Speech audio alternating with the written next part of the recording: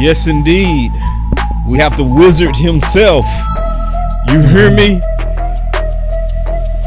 Jay Tuck. What's up, boy? Nut, man. Grinding, working, man. It feels good to be back home for a little bit, man. A little bit. Had a big, busy week last week at the Super Bowl. Resting and gearing up for this combine, man. So, let's talk about the Super Bowl real quick. First of all, congratulations. It's year 2 in media role. Great job covering it.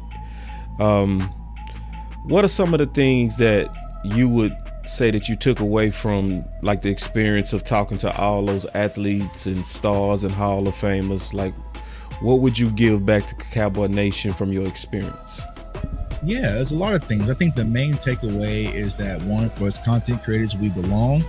I would say last year when the Super Bowl was in Vegas, I kind of had this sense of being nervous, or did I really belong here? This year, y'all, I walked around like I owned the place. I knew where to go. You know what I'm saying? I was just comfortable. Like, grab me 2 drinks, grab me 2 bottled waters. Like, I just felt comfortable, right? Because I just been there before. And I think that, now I have the ability to know that I can walk in any room and cover any team, to be able to talk to the Philadelphia Eagles, who y'all know is our ops, right? To be in the Lions Den. I felt comfortable. The questions that I was asking, they was excited about it.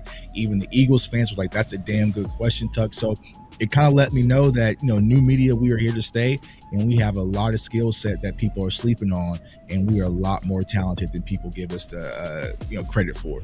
Yeah. And I think it's obvious, right? And I think at this point, it's really no separation. It's pretty much at this point, we've fully been embraced by, I think, all parties. Right. So it's it's one of those things to where we new media, but at the same time, we are considered media. Right. I think now it's time to move the barriers. Because like I said, it was a night and day difference, and everything they can do, we can do just as well. Not to cause any friction or anything like that, because a lot of people do incredible work. But I felt like, just from what I was doing and I saw some others doing, salute to Roundtable Sports. They was out there, a team of content creators. They did a phenomenal job coverage. Everything was buttoned up, from the logo placement to everything, just doing what we do best, right? Yeah. And the conversations was easy. And I think the thing that I enjoyed the most is when I saw a lot of people that's mainstream, whether that's Kay Adams or Amanda Acho or Sean Merriman or Gerald McCoy, the list goes on and on. These people were like, yo, Tuck, what's up, right? So the love was there, being embraced was there, so it let me finally know that I'm headed on the right track. And of course, man, y'all saw my touchdown. Y'all saw my touchdown dot to Dez. You know what I'm saying? So I threw my, had to show out a little bit because Lotto was out there watching, Angel Reese. I didn't know, what I'm saying? Tuck, I will say, man, just on the outside looking in, you look like you got a lot of love from like national media. It's like even more than local media, so that's turning, and it's gonna turn. Everything is about networking, but but me just looking on the outside looking in, that's what it looked like. Right. Yeah, I mean, and shout out to the local media guys as well. I mean, there was a lot of love there, but it just felt different, right? And that's kind of one of my videos when I came back. But just being embraced. I mean, I never thought that I'll be in a situation where it's like, Kay Adams was like, yo, Tuck, you know what I'm saying? That's my dog from Twitter. Like, it was just like, yo, so people were like, how does she know? You know what I'm saying? So it's just one of those things where, all right, I'm moving in the right direction. We're moving in the right direction. Because like I always say, my wins is just not about me. It's about us, right? My vision is that next year or future years, where it's all of us sitting down at that table, smoking media row, because I feel like if we get that opportunity, I don't have to blink twice because I know what we're capable of doing. It's easy. It's easy work. It's easy work. Yeah, you know what it I'm saying? is. Like, a lot of people don't understand, boss. It's like when you're sitting at that podium, it's not just, hey, everyone gets to ask a question. Like, this is the Eagles PR team. You know what I'm saying? So they are strategically picking who to call and to ask questions. So it doesn't come easy, right? So to get the opportunity for the Eagles PR to notice me and say, okay, go ahead and ask a question. Now, how does that happen? If I was dressed like this, probably wouldn't happen. But I was suited and booted from head to toe. I know how to play the game. I know how to look accordingly. I know how to, conduct myself as a business professional. Right. And I was sitting in front row, first man on the bus, last one on it. and they just saw me and was just like, hey, so it's kind of incredible when you think about it from this scope. Boss is like, I've interviewed the Super Bowl MVP 2 years in a row. Yeah, you know what I'm saying? That's dope, bro. So that doesn't happen easily. So it's a testament to all the work, the community for embracing us, giving the platform, and we're here to stay. I also want to say, bro, we do say easy work, but you also extremely talented. Appreciate it. You also extremely talented. You work hard. I admire you, and I don't admire easy. You know what I mean? It take a lot for me to be like, damn. Right. And you do exceptional stuff, bro. And you're doing great. Thanks. I want to also obviously talk about how you kind of took over the conversation in Cowboy world. Let's get into that. That's what we're here for. And we go talk about a lot of football. Tuck and I go freestyle this show. We can just go all over the place. We go do like we do over the phone. But so does Dak Prescott need to speak out? Yeah, I would say so. And now I think that, and I'll be fully transparent, man. Like a lot of people got to understand when it comes to me, boss. And we talked about this on the phone. Like I'm a creator, right? I used to do art, I used to draw, I used to do music, right? So my mind travels 1,000 miles per minute. And a lot of people on the surface level, when you see it, it's a big sticker shot. Like that. Tuck said, what? Tuck said, it's a sticker shot. It is. Yeah, but they don't understand that I really thought this out, right? So people had this mindset that I wanted Dak to crash out or cuss out the front office. Like, absolutely not, right? But it's just voicing your concern. And what I was saying is, we are fighting, boss. Everyone watching this show right now, we are fighting, saying, no, Dak needs a running game. Dak needs a left tackle, right? Dak needs a wide receiver. Like, we want to make life easier on Dak. Right. But what I'm asking for, Dak, can you help me a little bit? You know what I'm saying? Can you help me a little bit, bro? Can you grab a bag? Can you grab, a little bit to help us with this conversation? Because we're fighting this battle and we know it's an uphill battle when it comes to dealing with this front office. So it wasn't that I wanted him to crash out and kick over trash cans, but you can be a little vocal. Yeah. You're a made man. You're on your second contract. It's probably going to be your last. You got the deal. You got the guaranteed money. It's okay for you to say, I think we need a little bit more help. You know what I'm saying? We need a little bit more help, and publicly apply that pressure, right? And I gave, so many different scenarios, whether it was Tom Brady. I even showed a video of Peyton Manning going crazy on the sideline, snapping his offensive line, and Lamar Jackson, and the list goes on and on, right? So this idea that some people have that the quarterback has to be this perfect image and Mr. Perfect, that's not the case. If anyone played football before, no, quarterbacks can be kind of cutthroat. You know what I'm saying? They're highly protected. You know what I'm saying? But they're very cutthroat individuals because if everything falls, it falls on their shoulders. No one's going to say, oh, they lost that game because of the linebacker. You know what I'm saying? Like, no, they are going to put that ownership on the quarterback, and especially in Dallas. Mike McCarthy's gone. Kellen Moore is gone. Dan Quinn's gone. Dak, there's no more human shield for you. So it's now speak up forever or hold your peace. And I'm just saying, hey, Dak, just a little bit, just a little bit, right?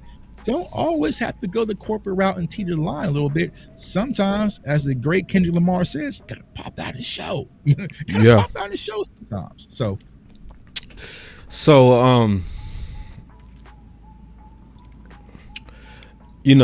a lot of people fear the danger of that, right? Because it's a long history of like retaliation or what appears to be retaliation. Like a lot of people spoke out, like it was a mass exodus of guys when Mike Nolan first was the defensive coordinator, right?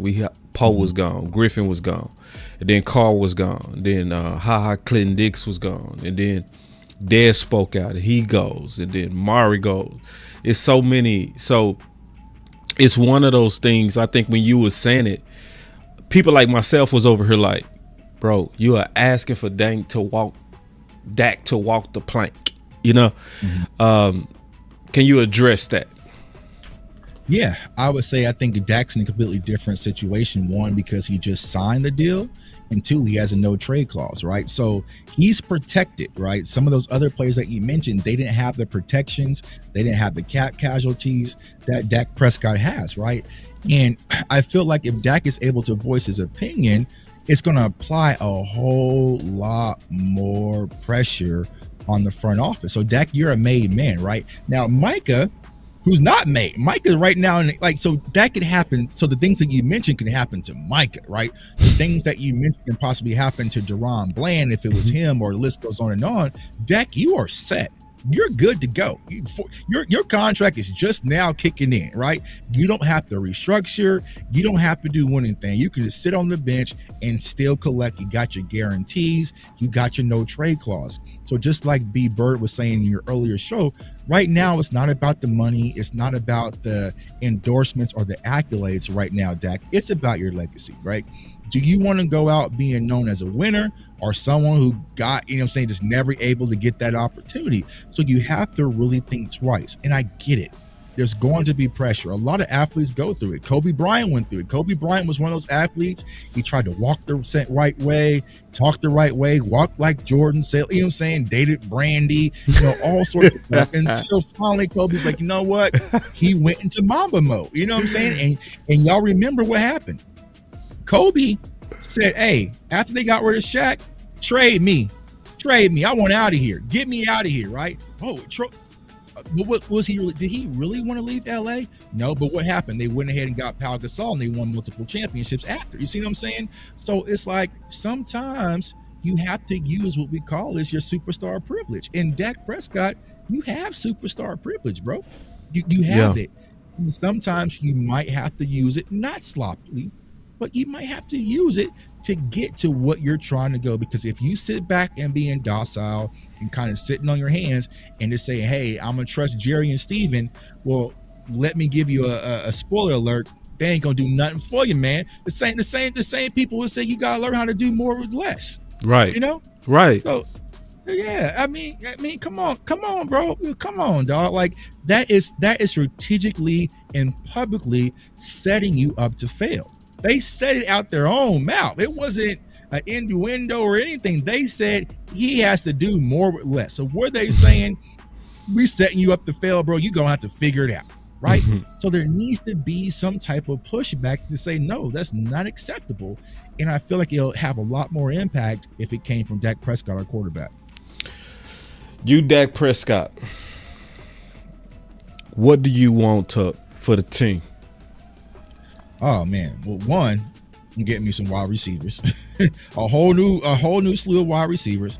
2, I want a stronger running back core. 3, I want a better offensive line at the left tackle position. So I'm saying those things for me personally. If I'm Dak Prescott, gotcha. Right? I like Jalen. I like the Jalen's, right? I like the Jonathan Mingos and all that.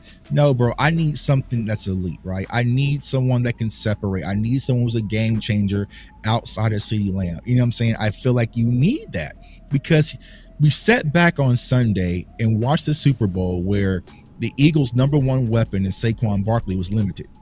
Didn't matter. There goes Smitty. There goes AJ Brown.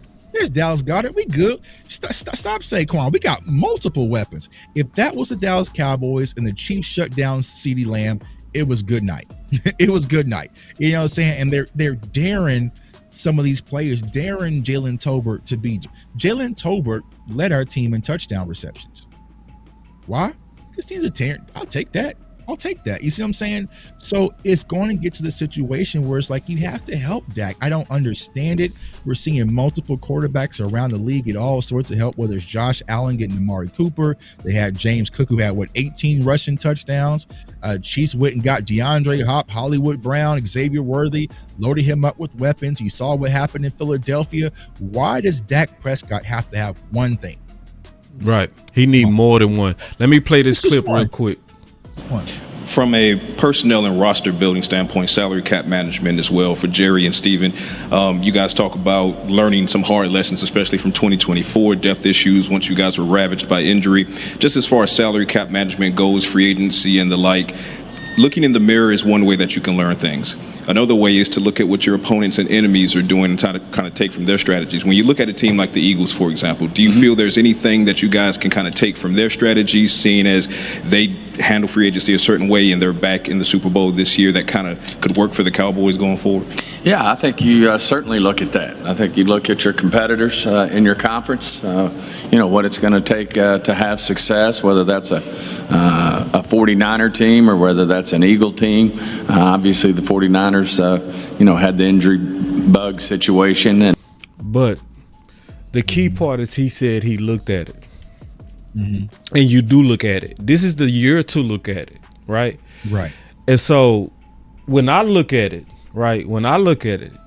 it looked like to me, if I'm saying, okay, I'm going to study my competitor, it says to me that they bent around Hurts first and deep and well. The first people that they got was D. Smith, A.J. Brown, Dallas Goedert. They took care of him first. Right. So then they added and even upgraded from Sanders to Saquon, which is something Dallas doesn't do because we believe too much in our drafted guys. Right. So, but my point is, if Stephen Jones is saying that he's looking at his competitor, we're not even close in terms of Dak and his weapons. You know what I'm saying? So, which is to your point, and I would say this if I was Dak, like you said, you got to give me some bona fide weapons, like some real weapons. Right. Like if you look at, because people like to say Burrow, he's just a quarterback. Look at his weapons. Weapons, bro. Crazy. Can you talk about that? Yeah, and I will say this, right? You know what I'm saying? A lot of us have, spouses or wives, right? It's different when my wife says, oh, can you take some? Oh, yeah, I looked at it, right? Well, it's a lot different when she says, hey, I need you to, all right, let me see, what are we talking about, right? So it's like, yeah, it's one of those things we're saying, Stephen Jones is saying, yeah, we're looking at it, but we need to say, nah, bro, we need you to really look at it. Right. Not only look at it, do something about it. You see what I'm saying? So that's just kind of where I feel things are. It's like, hey, get it. I understand because you saw what Philly was doing last year. You had to look at it last year. I mean, you saw what the 49ers did with Christian McCaffrey. Looking at it, that's the problem. Stop looking and start acting. You know what I'm saying? Like do it. You know what I'm saying? Like, I looked at my homework, Dad. Okay, I see it. Stop looking at the homework. I need to get the books open and get talk. You know what I'm saying? Talk, boy. So that's where I'm at when it comes to the front office, and I feel like we can do it ourselves, right? We can do it publicly. We can tweet. We can have 105 through the fan and other stations talk about it. But what can really get the ball rolling is if your quarterback and Dak Prescott says, "Nah, I need you to do something differently," right? I need to do something differently because the problem I had when it came to Dak's comment about the Eagles and that we're close and next year is going to be our year, right? It just breeds complacency. You know what I'm saying? So, and that's why I tell Cowboys fans, if Stephen Jones were up at that podium and said, hey, I feel like we're right there with Philly. We're, we just had some players go down, but all we got to do is get healthy and bring our guys back, and we're right there to be Super Bowl contenders. Cowboys fans will be losing their minds, right? You don't want to go into this offseason and start breathing out complacency that we're already there. I need someone to go out there like Micah just did today and say, no, bro, I don't want to stay the same.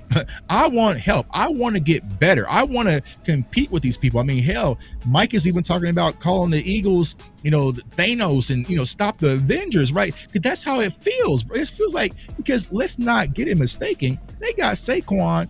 They're not done. They're not done. They gonna shake the room again for something else, right? You have to keep up what they're doing because they found a formula that works for them, right? So the Cowboys are going to have to change their mentality, and hopefully players speaking up will help that. But I think you can give them a little bit better push if it came from Dak Prescott. Yeah. So I was looking at this from Dome, right?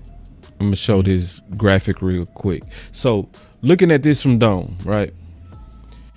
Looking at the free agency spending since 2016. What it says to me is that we put too much emphasis on the drafted guys. That's what it says to me. And then on top of that, they also, to me, and it's not even to me, it's pretty obvious if we just look at the history of how these free agents are treated. They are not treated the same as the drafted guys. So like, if you was drafted, somebody can murder somebody in the car with you and you go stay on the team. But if you're in a free agent and you get caught some marijuana, you're gone. Right. And look at and I mentioned this earlier. What did all them dudes have in common when Mike Nolan was here, when they was released mid-season?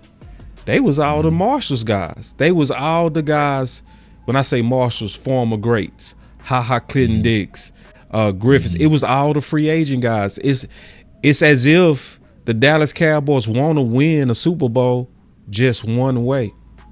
Just one way. When unproven way, right?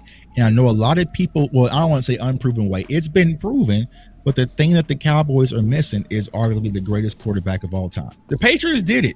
The Patriots did it multiple times, but they had a coach who had full control, and they had arguably one of the greatest quarterbacks of all time doing that. Love Dak, but we don't have that, right?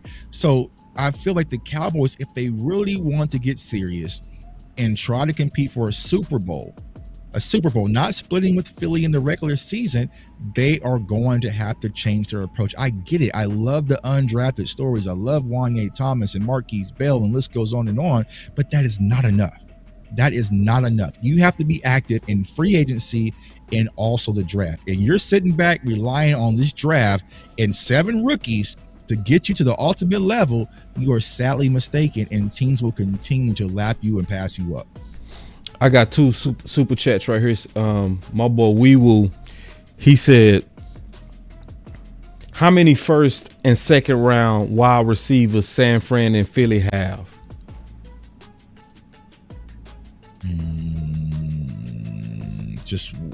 I'm trying to think. 2. Philly got 1. I know San Fran got 2 because they just drafted 1, and then Debo was first. And Ayuk was in the first round. So he wasn't, but he was quality. It was a quality. Yeah, he was in a deep draft.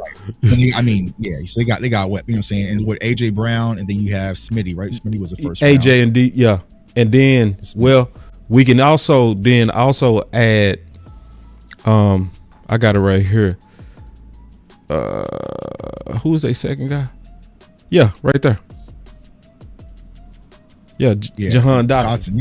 Yeah, they traded for, right? Yeah, they traded for what? And then Dallas Goedert was the second round, wasn't he? Yep. So you got to Weewoo's point. Good super chat. That's heavy investment. That's heavy investment. Yeah, that's heavy investment into your quarterback. It's not you go do more with less. No, right. It's not. And see, I don't know. And here's what I'll say. What kind of going off with this super chat? Go ahead and read it now. He said, I feel Scotty has something to prove. How you feel? Yeah. And so here's what I'll say about that, right? Which is crazy to me. And I said this on Twitter, and this was another tweet. People whatever, right? It feels to me the Cowboys are doing everything to put pieces and weapons around Schottenheimer compared to Dak. Look at the offensive coaches that we load in we just gave Ken Dorsey a job. I'm not even sure what he is. A quarterback consultant, film watching, you know what I'm saying? We are loading the clip for Schotty because they don't want that to fail, ball. They don't want that to be like, all right, you know what I'm saying? They want Schotty to succeed. So they're loading him up with college coaches, running back coaches, a film assistant, an offensive coordinator, they're loading the weapons around Schottenheimer because they want him to succeed. They can say, aha, I'm right. Why doesn't Dak get that same love? You know what I'm saying? Yeah. Why does Dak have to do more with less? Nah, it's your first 2 picks. Any order, position. Me, just knowing the draft, right? Knowing how I know the draft, I'm going wide receiver, and then I would go running back. And I know my dog. I'm going wide receiver, and I'm going running back. Talk to me. Elaborate. I feel like the wide receiver market, it depends on what you're looking for. If you're looking for an X wide receiver or even Z wide receiver, because I think we'll move on from Brandon Cooks.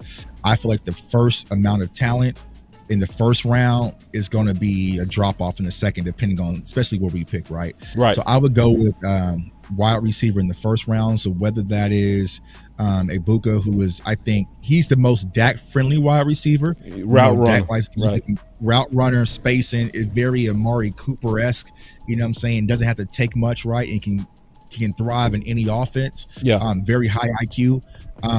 You also got Luther Burden. Now, me personally, I like Luther Burden because he gives me that extra dog. You know what I'm saying? That extra, that Jordan Addison type of, you know what I'm saying, the extra juice. I would like that outside of CeeDee Lamb. But, you know, tomato, or, you know, there's talks about, you know, McMillan can possibly slide, right? If another quarterback pushes up and the wide receiver slide a little bit, you know, could he be sitting there at 12? So I would probably lean towards wide receiver. And then when it comes to running back, I feel like since we don't have a 4th round pick, I feel like Genty's going to go, Hampton's going to go, probably Caleb Johnson. So you're probably, if you really want that top core guys, you're probably going to have to get them in the 2nd or maybe 3rd, because I think Devin Neal is pressing up. So I think he won't probably be there, you know, round 5 or whatnot. So those would be the 2 positions. If I'm looking to load weapons, I would do that now. I saw someone post this on Twitter. My mentality, and I definitely agree, is to go out there and draft weapons, buy trenches. Perfect. Hold on. I think I got my button. Perfect. Oh, it still works. So, let's talk about the trenches real quick. After the San Fran game, I became open to the trenches for 12. I did. Right. Well, we're talking about offensive trenches or defensive trenches? Defense. Okay. Not offense. Gotcha. Okay. Yeah. Gotcha. I became open because, you know, one of the things that came out during the Super Bowl, and I didn't know that the average weight of the offensive lineman for Philly is 338 pounds. And, you know, I want us to invest, like you said, invest in the trenches, but I also want us to develop somebody in the trenches too, just to sure it up. If that's there, what I'm saying is I'm open to it. It's almost like Philly, where they got Jordan Davis. Year 1, they had to kind of help him out. They had to get Linval Joseph, and they had to get Soup, right, to let get his DT legs. I'm open for that. What's your thoughts on that?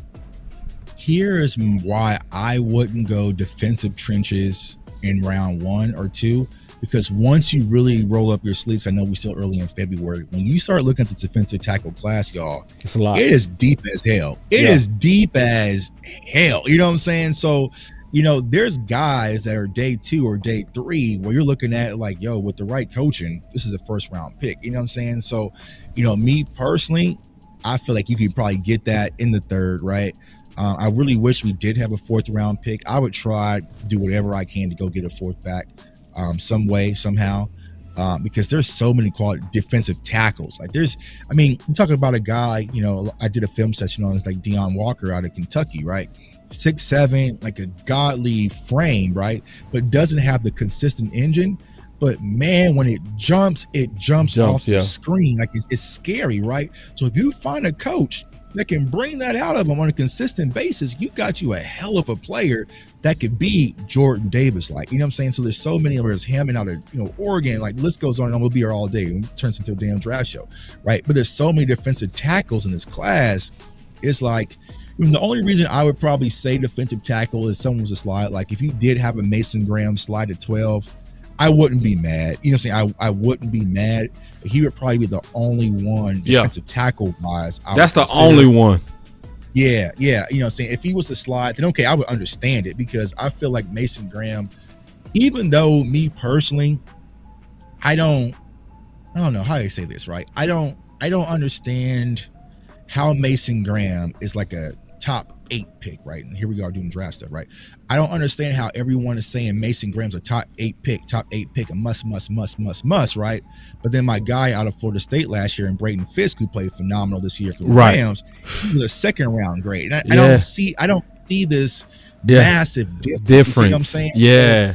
So that's like my that's only real thing when it comes to Mason Graham. Is like, okay, how am I saying this kid is top 5, top 8, but this kid jumped just as much last year at Florida State, and he was second round or more. Yeah, and more. I mean, at a big game, interviewed him at the Senior Bowl. I mean, you watched the ACC championship. Like, Braden Fisk was one of those. I mean, we talked about him on the draft. I was like, that's Kingpin Fisk. That's my dog. You know what I'm saying? Yeah. So it's one of those things, right? So, but also, like I said, but Mason Graham, he would be phenomenal. I feel like he has his ability. Now, it really just depends on his defensive staff, you know, what their philosophy is. But I would be there. But anybody else outside of that, besides Abdul Carter, who I think is gone, I just couldn't see pulling it at 12 was come defensive tackle. Like, I know a lot of people talking about Mike Green at the Senior Bowl and whatnot. I just cut up Mike Green's film because a friend of mine's a Buffalo Bills fan. He wanted it, but it didn't feel like 12 for me.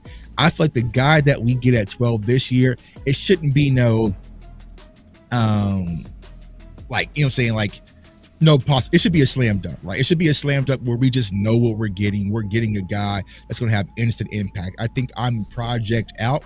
You know, every year after we do the draft, Boss, we talk about, is this a now draft or a futures draft? I'm tired of coming on Boss Cowboy. I know. Final word is futures draft. You know what I'm saying? I'm tired of saying futures. I want guys that's like, okay, immediate. It moves needle. It moves now, needle, right? Now. When the Eagles got Jalen Carter, I just knew it was now. You know what I'm saying? Like, when the Eagles got Cooper DeJean and Quinion, I just knew it was now. I don't want guys that, in 3 years we gonna have a hell of a player. Like, nah, bro. I need now. Especially if you're not gonna be active in free agency. Right. Mm-hmm. So, what's your thoughts on corner? Because obviously, go ahead. Yeah, corner is a desperate need, right? I feel like, one, Jermon Bland, what's going to happen in that situation? And let's be honest, I mean, after he came back from the injuries, whatever that was, he didn't look quite the same. I think that the Cowboys re-signed J. Lou, but then you have Trayvon coming off the injury. Kalen Carson, I don't know what the hell happened, but I'm just not feeling it. Because you look at our schedule, y'all, we don't have time to figure it out. You know what I'm saying? We have some dogs out the gate, you know what I'm saying, already. So, I feel like corner would be a need. That would be something. Me personally, I would consider corner would probably be my first defensive need I would attack in the draft, to be honest with you. To be honest with you. And I know people are talking about, maybe the Cowboys go corner at 12. I mean, that's kind of too rich. You know what I'm saying? It's kind of too rich, but I think it's definitely a need that needs to be addressed because there's a lot of question marks when it comes to our cornerback position. So, yeah. I was about to say, we need a whole outfit, boss, plus shoes. Yeah, we do. You know what I'm saying? But that's the thing. Like, I wish we could just go into the draft looking for shoes, bro. But we need a jacket, a tie. You know what I'm saying? Suit. You know what I'm saying? A haircut. Like, we need a lot. So you can't just go into the draft and select my dog Rome watching. The motto is you can't draft your way out of this one, bro. You can't. You know what I'm saying? Nah. You can't draft your way out of this one. Mm-mm. As cold as people want to give Will McClay, I know he's got the new deal. You can't draft your way out of this one, bro. There's a lot of work that needs to be done in Dallas, and you can't have this all rookie team and put those types of expectations on them. Because think about this, boss. We need a linebacker room. We just have Maris as of right now. You know what I'm saying? Yeah. We just because Overshown's gone. Yeah. We will probably lose Kendricks. Yep. You know what I'm saying? DeMone Clark. What does that really mean for him? Yeah. Bro, we probably need about 4 or 5 linebackers just to get back in the game. Yeah. You know what I'm saying? So then you have to have a conversation about safeties too. Our safeties are gone. Safeties are gone. So it's like, bro, like, I don't think people understand. So when Dak was even saying, oh, we compete, bro, last year's team is gone, dog. We have 22, 23 free agents. There's a lot of holes that we are going to go into this season with that must be fixed. And they're important needs. They're very important needs. Man, my boy C say we talking about weapons, but we can't stop the run. We started with talking about that. That was our first conversation. I promise you. Yeah. It's the trenches. Yeah. It's the trenches. Yeah. That's the first thing we talked about. And we even talked about potentially doing that at 12. So, but here's the thing. I always push back to that, stopping the run, right? 'Cause that's the new hot topic button, right? What is a way that you can stop the run without having to stop the run? Scoring points.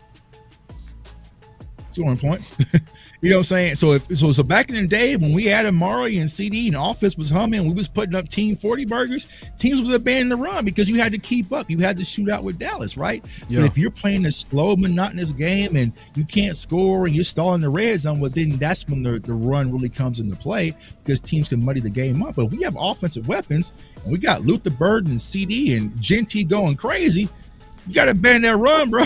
You got to abandon the run. The same thing that was happening to us, right? When we was getting scored on, we couldn't run the ball with Rico or whoever we had to run in back position. We had to abandon the run and start airing that thing out to start keeping up. So there's ways you can mitigate that. But I agree, you got to stop the run. But, also it's also not just a personnel thing, I think, when it comes to stopping the run. It's also a mentality thing. I think it's both. I think it's both. Right. I'm very much concerned about what we go do in them trenches. We talked about this yesterday. I probably don't want to repeat it today, but we did talk about it. I think with Eberflus and what happened with Philly, to me, that put pressure on us to have to sign those. Yeah. And I've been hearing people saying about Milton Williams, maybe going after him. Yeah. Well, I know you was high on Williams coming out of La Tech. So, there's going to be some guys out there, but it's just like, I think Osa will be he's back. You know what I'm saying? The he's back Twitter. You think they gonna do it? You think they gonna do it? I mean, it's hard because I think the sticker price for Osa is going to be a lot. You know what I'm saying? But I would be shocked if they let Osa go, right? But it also depends on the new staff. If Osa's one of their guys or what they like, you know what I'm saying? But if you let Osa walk, then the trenches even gets a bigger hole. You see what I'm saying? Like it gets a massive hole, and then you're really scrambling. So like, what scares me about this all season, y'all, I know we want to keep it positive. There's a lot that goes into it. There's a lot of thinking or thought process or moves that has to be done. And normally when the Cowboys got to think a lot, that's when they fumble. You see what I'm saying? Like that's when they, they got a lot of decisions to make and this and that and this and that and this and that. And it's like, they might just say, you know what?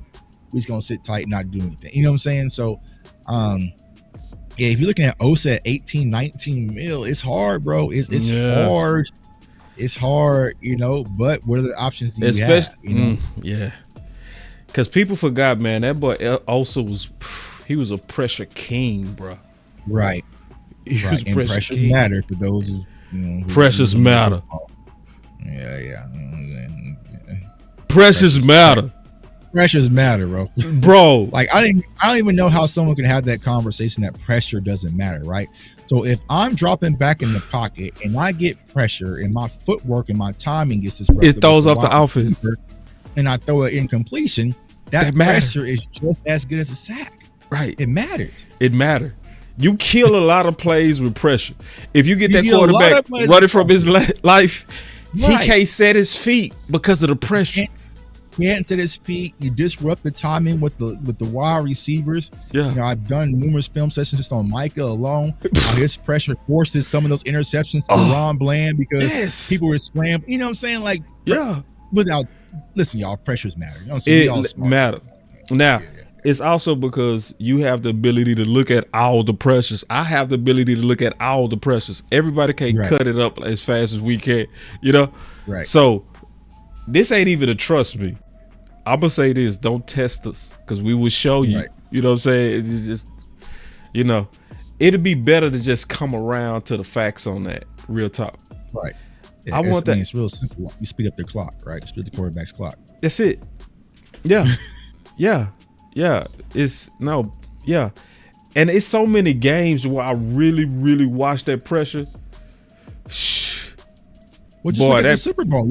Look how Pat Mahomes was sped up. It wasn't constant sacks. His feet was now off. You sped up. You know what I'm saying? Your feet is off. You're throwing missed throws, right? Because your clock is being sped up. You see what I'm saying? Osa had 50 pressures. Pressures, bro. In the interior. Yeah, in the interior. So imagine having this monster right here come off the edge, but And then you're Osa. trying to step up in the pocket. Now you have Osa coming up. It disrupts timing. People forgot when Micah Parsons came back, we led the league in sacks. Mm-hmm. Yeah. So all the people talking about trade Micah, as crazy as it sounds, we almost made a playoff push with Micah Parsons coming back. That's how insane Micah Parsons is. He came back with no Zach Martin, no Dak Tank. Prescott, no Tank, and said we about to make a run for the playoffs, and almost did it. Yeah, they were man. Damn near did it. Yeah, Yeah. Had us believing in Cooper Rush again. Yeah, I mean, yeah. You know what I'm saying? Bro was making a run, beat the Commanders, beat the Tampa Bay Bucks, Right. backed up Joe Burrow. Bro, You know what I'm saying? Chuck, why are we sleeping on that? Like, why are we sleeping on that? See, like, so when Dak say we close on that, he right. We whooped Washington with our B team. Right. I mean, if we keep in a buck, you know what I'm saying? Trey Lance outplayed Jaden Daniels that last game. He did. he did. You know what I'm saying, bro? I don't know. Zimmer had Jaden Daniels in a damn blender. You know what I'm saying? Did. So, you know, I think the talent is there, right? I think the talent is there, but it's so top heavy. It's top heavy. You see what I'm saying? Yeah. It's top heavy. Yeah. And a lot of the key pieces that we may have had last year, I don't think we get Eric Kendricks back, right? I don't think we get some of these guys back that were Zim's guys, right? So you're going to have to replenish those and replace them. So, you know, but also, you know, when it comes to that, boss, I think another thing is that the pressure was off back then, so you can play free. You know what I'm saying? Like, so I feel like the Cowboys can play free when there's no pressure. No one's expecting you to win versus Tampa, so you got nothing to lose. You see what I'm saying? You can be aggressive with your return game. You can be a little aggressive, take extra shots down the field because no one's expecting you to win a little bit. So, you know, it's all a mixture of everything, but don't get it mistaken, man. This Lion down here had the troops fired up to the point we was telling him to chill, bro. You know what I'm saying? We was telling him, you know what I'm saying? We had Travis Hunter film session getting ready to drop. Micah came back and said, ain't gonna be none of that, bro. You know what I'm saying? So check this out, man. I'm gonna just flip it on you real quick. All right. You believe in that internal talks to trade Michael? You believe that? It depends, right? I feel like I mean, just to any, right? Internal talks probably mean two randoms at the water fountain talk. You know what I'm saying? Two randoms, you know what I'm saying, the cafeteria, you know what I'm saying? Two little randoms in the Cowboys. It's probably someone in the Cowboys poll like this. I'm like, man, we should trade Micah Parsons. Cowboys would be idiotic to trade Micah Parsons, man. I don't think they can do it. I don't think they can do it if they saw how bad this defense looked without him, right? Because if you're going to trade Micah Parsons, you're probably going to lose to Marcus Lawrence. We already talked about the cornerback position. You already talked about the safety position. We have no linebackers. Then what is your defense going to look like? What is your defense going to look like? And who are these magical draft picks that can even equal? I can put 4 draft players together and it cannot equal the impact of this one man. You know what I'm saying? And I'm gonna keep it a buck. Outside of CeeDee Lamb, I would probably say Micah Parsons is the biggest impact. You know what I'm saying? Like, those two are probably the no-goes. You know what I'm saying? Those two are the no-goes because they make everything go. They make everything go. CeeDee offensively and Micah Parsons. The slide protects, the fear, the pressure, the sacks, the motivation, you know what I'm saying, the impact, the leadership. It's all there with Micah Parsons. There's no, I don't want to say no way because we just lost Luka, you know what I'm saying? But damn, there's no, it just doesn't make sense to me from a football perspective to trade Micah Parsons. Tuck, I ain't gonna lie, I'm afraid. Because I've never seen them do this. Like, go through history. Did they do this with Zach? Did they do this with T. Smith? Did they do this with CeeDee Lamb? Did they do this with Dak? Did they ever say it was in internal discussions? But here's what I'll say though, boss. I mean, you gotta know it's behind the scenes. I've been having these internal people talk about Micah being traded for the last 3 years. I heard it last year. But see, let me tell you why I'm nervous though, Tuck. Hear me out, bro. Hear me out. Because he is outspoken. And it's trail of blood. You know what I mean? It's a trail of blood. It's like, could it be a nefarious plan for Myles Garrett and then to try to trade for Micah? Well, here's what I'll say with that, right? Which would be crazy, right? If Micah is advocating for Myles Garrett, he get traded for Myles Garrett, right? It'd be crazy. But if you think that Micah Parsons outspoken, Myles Garrett is 1,000% worse. Oh yeah. Myles Garrett is late to practice. I ain't know that. Saying, oh no, yeah. Oh yeah. I mean, he much. You schooled me. Yeah, he you know what I'm saying, don't show up to, like, there's multiple cases of him being late, not he's on that. He's on that. For real? Yeah, he's on, but he's super talented. Oh yeah, look it up. Look it up. Yeah. I remember I pulled that up when everyone was talking about Micah not missing the voluntary. So I pulled up Myles Garrett and when things are being said about him. Late to practice, late to this, but I mean, he's a baller. You know what I'm saying? So what can you say? So if you think you can't control Micah Parsons, what gives you the mindset that you can control Myles Garrett?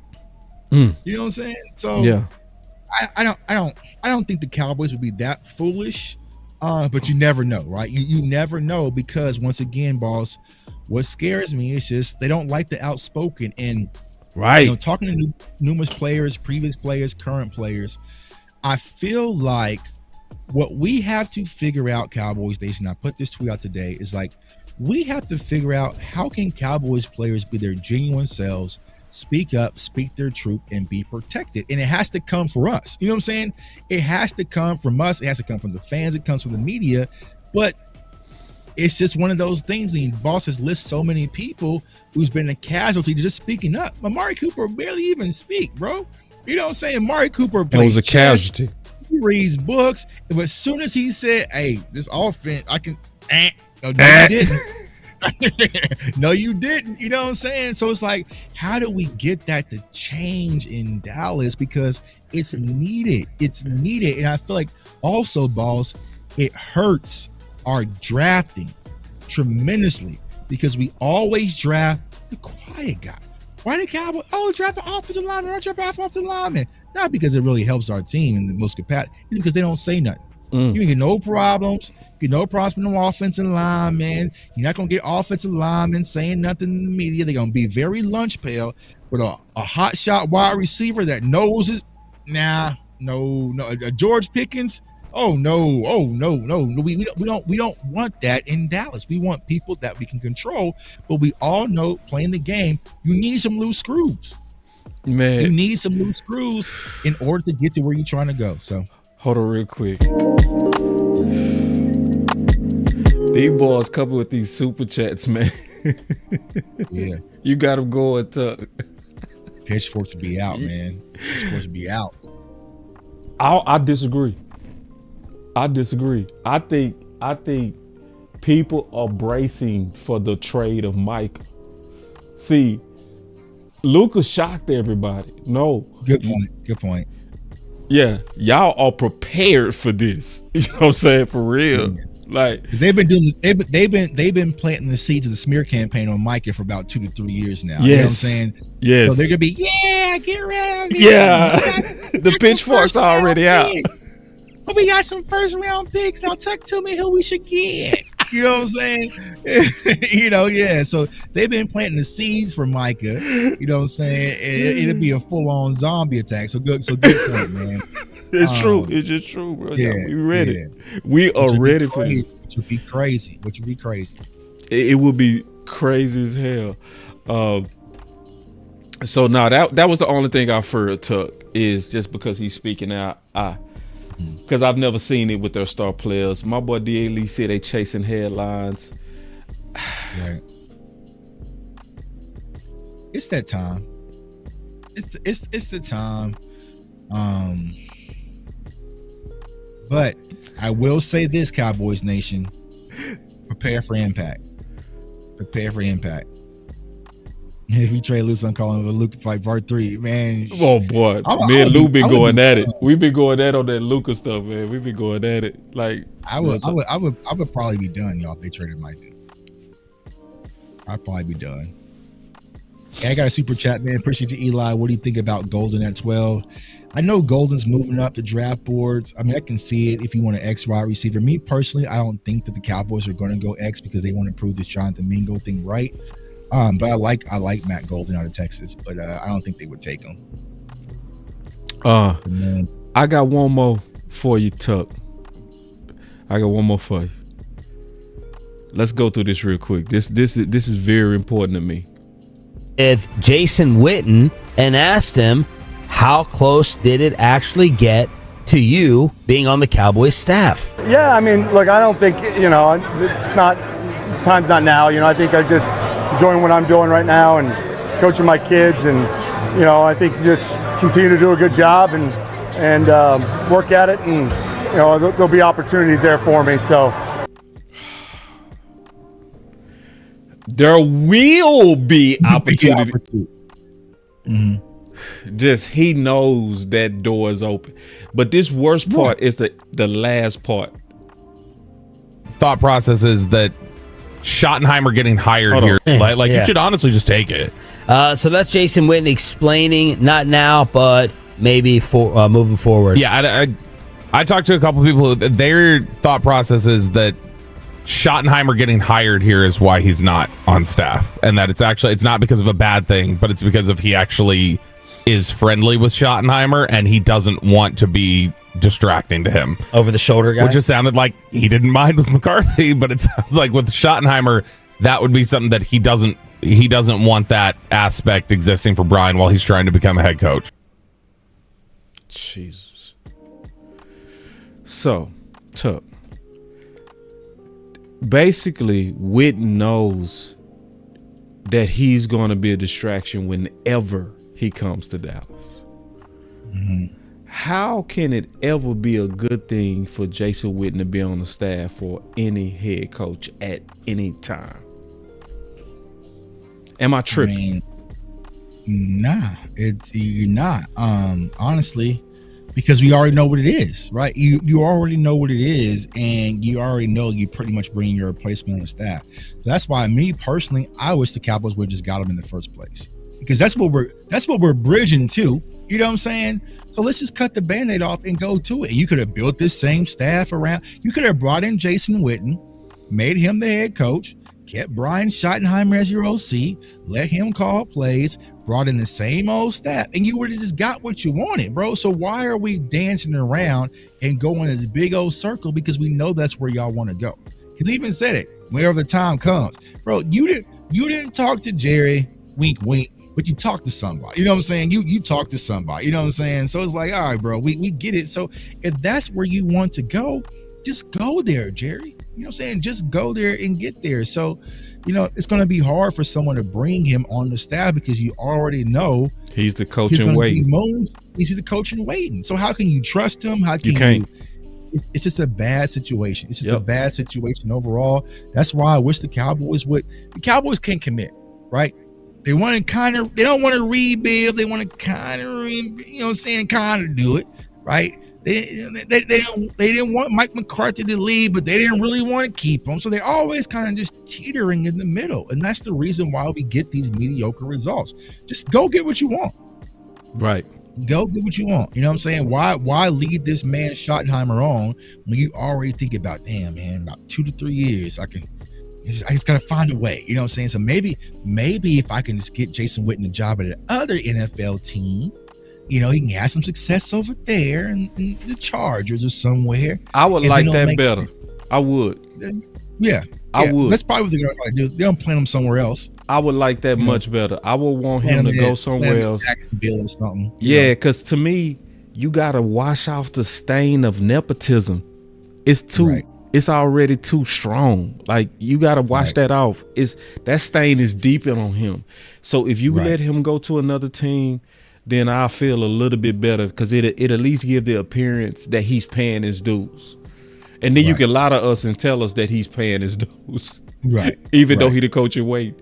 I got 2 Right. super chats that I'm going to ask you one more question, bro, because I appreciate you coming on. We going to finish this off with how we started with this Dak stuff. So one super chat came from my brother Q-Dog, Dallas coach. He says, anyone who says pressure doesn't matter is dumb as hell. Ask Mahomes versus Eagles, Cam Newton versus Denver, Young versus Dallas, Favre versus Dallas, it win chips. I don't want to use adjectives like that, coach. I want to respect people who think different, straight up. I just want to respect different thoughts. I want them to just respect me too. That's it. You know what I mean? So and boss is working on me to do the same. But yeah, you know what I'm saying? and boss is trying to work the miracle of me doing the same. But Q, I agree with you, bro. It doesn't even make sense from a football perspective. How can you even say something? Yeah, you can't say that watching film. You can only say that in the theory. That's it. Like, you can't say that while watching it. Like, if I got the film on, nobody will be able to say that. Period. Yeah. You can only say it in theory. That's it. So it would be much better if people just came around to the truth on that. Right. I didn't know that was an argument, so I missed that. No, it said. I heard a lot of people say that. Chris 214 say, I don't scratch unless I itch, and I don't dance unless I like the music. Should be our mentality from our leaders. So I also got a super chat. Deshaun King, appreciate you, bro. $5 super chat. I feel like Dak should use the football and engage to get content creators without set off Jerry, just like Mike. And that's what I'm saying. Like, he doesn't have to be full bombs over Baghdad, but Mike McCarthy set that podium and he gave it. And like, I remember Dak did it last year, right? And I forgot what it was. I want to find a clip where he was like, he was like, I'm not going to say it. And he's like, no, well, actually I am. You know what I'm saying? I forgot. I think it was contract wise. You know what I'm saying? So you can put out the warning signs without being sloppy. Like when Micah said the day wasn't sloppy, it wasn't aggressive. It was the truth. We're all watching these channels across the board feel the same way that Mike is feeling. We don't want to stay in the same place. We want to add more talent to have more impact. Yeah. And here's the thing: it's not a slight to your players on your current team. If I am Jalen Tolbert, right, and the Dallas Cowboys draft Luther Burton, well, guess what? Maybe I need to step my game up and make Luther Burton not a factor. You know what I'm saying? Like, It just elevates everybody.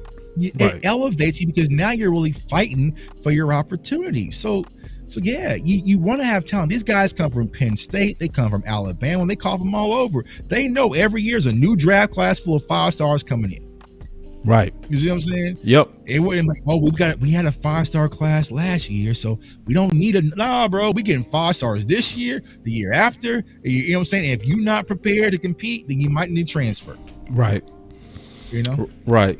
So I'm gonna go ahead and get my final word and let you conclude it out. I'm doing 3 shows today. So I first thank you, bro, because I know this is not easy. Like, holding Dak accountable, because you bring, when you talk about Dak, whether good or bad, you go bring a crowd. It don't matter which side you on. So we've been on both sides where you have and I have talked about the things he's done well. We're now saying we want you to kind of step it up a little bit more in speaking out, especially because CeeDee Lamb and Micah has been doing it lately. I think they're the main leaders, so it's almost like you got to add yourself to that equation, in my opinion, just to continue the pressure, in my opinion. You guys, so that really moved me over. But I appreciate you stepping out, and I told you probably when I was talking to you earlier, man, like, you led on this. Like, I wasn't talking about this. I wasn't even thinking about talking about this. You know what I'm saying? I was more so on the subject on what do we need to change based on the game? What do we need to do with our opponents. I was already kind of gearing up for the offseason. But this is a level of pressure to kind of kick off, off season, So I think this is still right on time. So I will say this real quick as I kind of give my final word.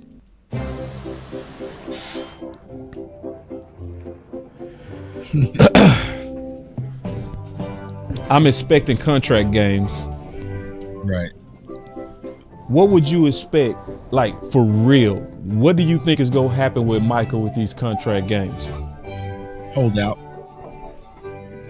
After a tag. I think they go tag him. If they tag him, all hell's going to break loose. But yeah. Yeah. That's why I think he going to hold out. Yeah. No, they not going to. Because it's the 5th year, right? This the 5th year. Yeah. I'm trying to think where we at. This is last year. So I think they have to tag him. I'll double check that. that. But yeah, I think a holdout's coming. Yeah, a holdout coming. And that's sad. That's sad because he's sending all these signals that he want to get his contract out the way to free up cash. So my final word is 877 pay Micah now. And I mean this. How they treat Micah is going to tell you everything about their seriousness. It's going to tell you everything about their seriousness. Because I showed y'all, and everybody know this, Philly paid all their stars in April. Every one of them. D. Smitty was in the same draft and got paid last year. Yep. AJ got paid twice in April. Right. Dallas got paid in November in year 3. Right. And I heard you say they pay people early? Pay people early. Get ahead of it, right? Right. Must be nice. So I think the number one thing people should be watching is how they treat Mike. Don't fall for these people that's fighting over petty stuff like what he said on the podcast. Nah, man, I don't care nothing about that. I don't care nothing about that. I care about the fact that this man is an impact machine. He is a force of terror. He is somebody that's just disruptive. You cannot, and he gets sacks. Shit. So he get pressure and sacks, and we still be talking about it. Right. So my final words, man, is thank you, Tuck, for leading on this, and stepping out to where you go get attacked. You did, and it's gonna keep coming. You go get attacked both ways, bro. So I appreciate you stepping out, man. What's your final words, brother? Yeah, man. I appreciate you, boss. I will say this, right? When it comes to me getting attacked, I'm perfectly fine with that because it's nothing people can really do to me. But I think that when it comes to this content space, this content world that we're in, a lot of us has been doing this for 4 to 5 years, right? And I think what the fans or the viewers really need to understand is what is our intent, right? Some of our intent is not about views, it's not about clicks, it's not about manipulating the algorithm or anything like that. A lot of us are in this because of our love for this Dallas Cowboys team, right or wrong, right? So what people have to understand is, and boss, this, and others watching this channel who are close to me, I had a suite. Let me repeat that, y'all. I had a suite in New Orleans from Fanatics, shout out to Fanatics, right, to watch the Super Bowl. But my loyalty and my love for the Dallas Cowboys, I didn't want to be around that and watch the confetti drop on the Philadelphia Eagles. Kudos to them, but I did not want to see that, y'all. I want to win. I want to win bad. So if I ever bring up an idea or a thought, it's not because I want to tear down a player or I want to disrupt the team. It's because I want my team in the Super Bowl and to win a championship. I don't have any ill intent. So yes, I did say what I had to say about that because I personally feel like it's needed to help us win. That is all that I'm here for. I'm not here for anything else. If I was here for anything else, I was in the wrong business. It's not about money. It's not about clicks. It's not about fame. It's not about any of that besides my love for this Dallas Cowboys team. So yes, if anyone has played sports, sometimes you have to have tough conversations with people that you love try to get on board. That's right. It's just how things work, right? Us as brothers in the content space and sisters in the content space, we have tough conversations, right? But it's done with love. It's done with respect. I didn't shoot Dak down. I didn't say Dak is garbage or trash or any of that. I just said, listen, bro, we're out here fighting for you. Your brothers are out here fighting for more. We need you to jump in with us just a little bit. It's like just a little bit, right? And so I know a lot of people, they see those 3 letters and Tuck says Dak and they want to attack. I don't care about that. The 3 letters I care about the most is WIN. I want to win, right? So if some people got ruffled their feathers or they felt some certain way, let me put it fully transparent. I do not care, right? Because at the end of the day, I want somebody. It doesn't have to be Dak. It could be CD, Micah, or hell, it could be damn near Brandon Aubrey. All 3. To get this front office to start moving in accordance of a team and a franchise that wants to win a championship. Our fan base is tired. We're sick. It's been 30 years of mediocrity, and we deserve better. So if I have to be the bad guy, then so be it. I will be it. But I will not sit here and keep my mouth shut to appease nobody and no damn up-and-coming content creator. So if you have a problem, don't tweet me, send a link, and we can talk it out. But we are here to find solutions and help this team win. We don't do fanboy content where people are protected, and we can't. If Dak is throwing interceptions, he's going to get an interception film breakdown how to fix it. Right? That's right. If CeeDee Lamb is getting jammed up on the route, we're going to do a film breakdown on how he needs to get better separation. If Micah Parsons can't beat a double team, we're going to do a film. Nobody's protected because at the end of the day, we are in this to help our team win. So just have to understand that not everyone has good intent. I'm going to be completely transparent. That's right? real. But for a lot of us who have proven it and have a resume out the wazoo, y'all know what we're here for. That's right. You know what I'm saying? If I wanted to attack Dak, that wouldn't have been the topic I would have attacked. There was so many other topics I could have did that got a lot more views and a lot more conversation. It was not. I'm sitting there saying, hey, bro, I get it. The corporate structure. I understand what it's like to be, you know what I'm saying, these types of situations, but we need the real you. We need the real you because I feel like that can really push this team to the next level versus sitting back and just going with the flow, right?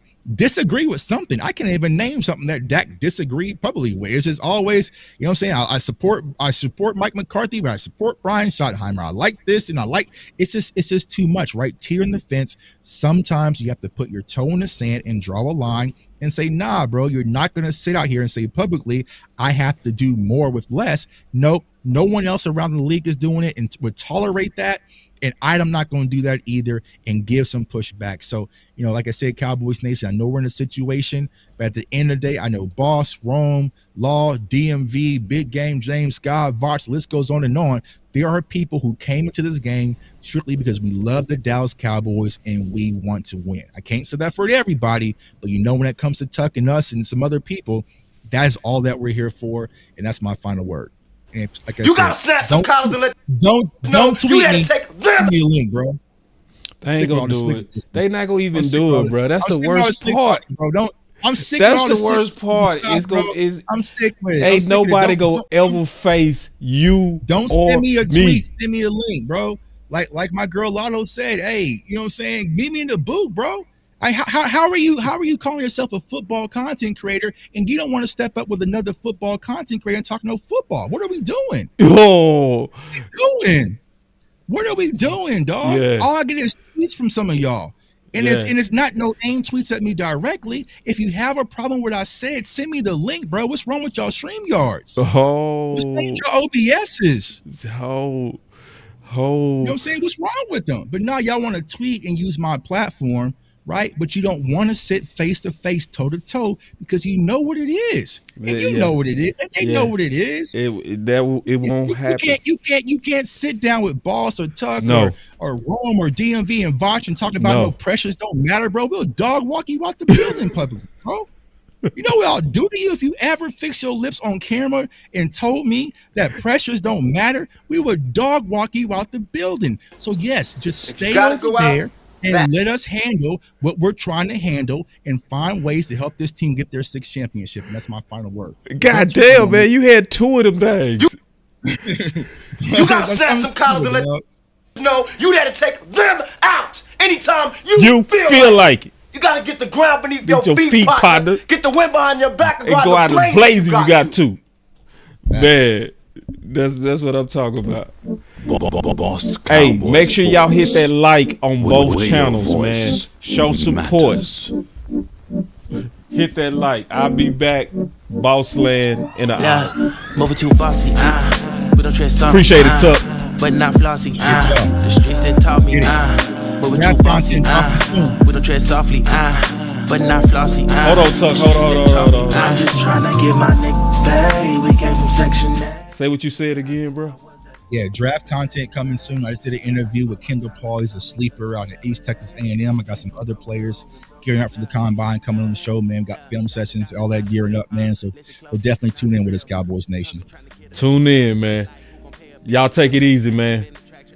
J Tuck and Boss, let's go. Shining light, but still be blacking, red lights will stop the action, green to go, even when it's slow. Higher heights to balance out the low.